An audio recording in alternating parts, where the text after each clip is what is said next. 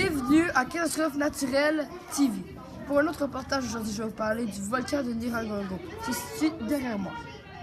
Ici, je me situe présentement en Afrique, en République démocratique du Congo, à Goma. Ce volcan a eu sa dernière éruption le 17 mai 2002, a causé beaucoup de dommages et est encore actif.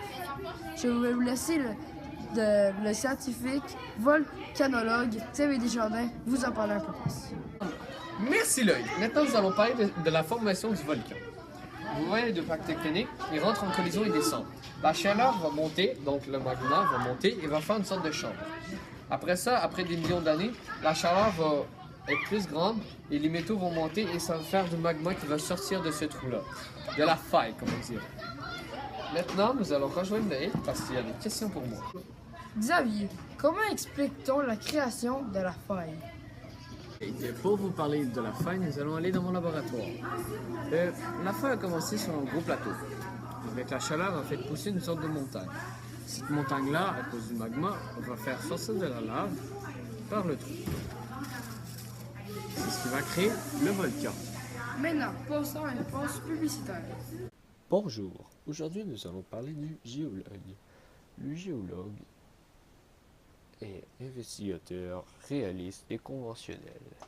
Investigateur car il veut savoir tout. Réaliste car il aime être à l'extérieur. Conventionnel car il fait des présentations détaillées et aime jouer un peu avec les chiffres. Merci beaucoup. Cette présentation est en collaboration avec InfoCarrière.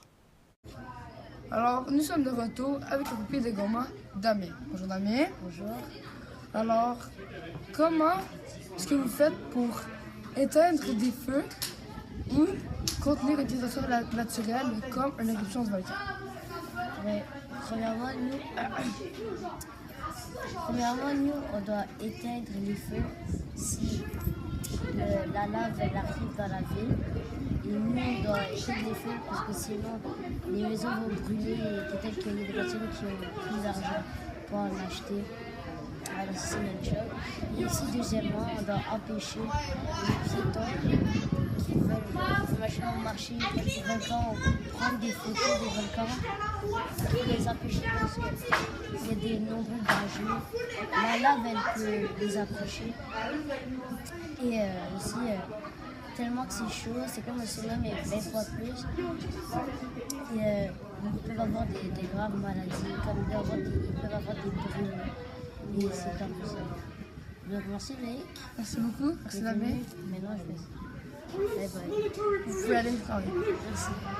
Voilà ce qui conclut notre émission de cette semaine. On se revoit la semaine prochaine pour un autre épisode. Mais avant cela, je vais vous laisser avec une autre publicité d'InfoCarrière, nos partenariats. À la semaine prochaine. Pompier est un investigateur social et réaliste et son métier consiste à d'éteindre les feux partout et de sauver le monde, par exemple dans une inondation, dans un tremblement de terre ou dans une catastrophe naturelle, etc. Un pompier, il protège aussi la nature, par exemple quand les forêts prennent feu, quand il y a du monde qui les met en feu. C'est tout.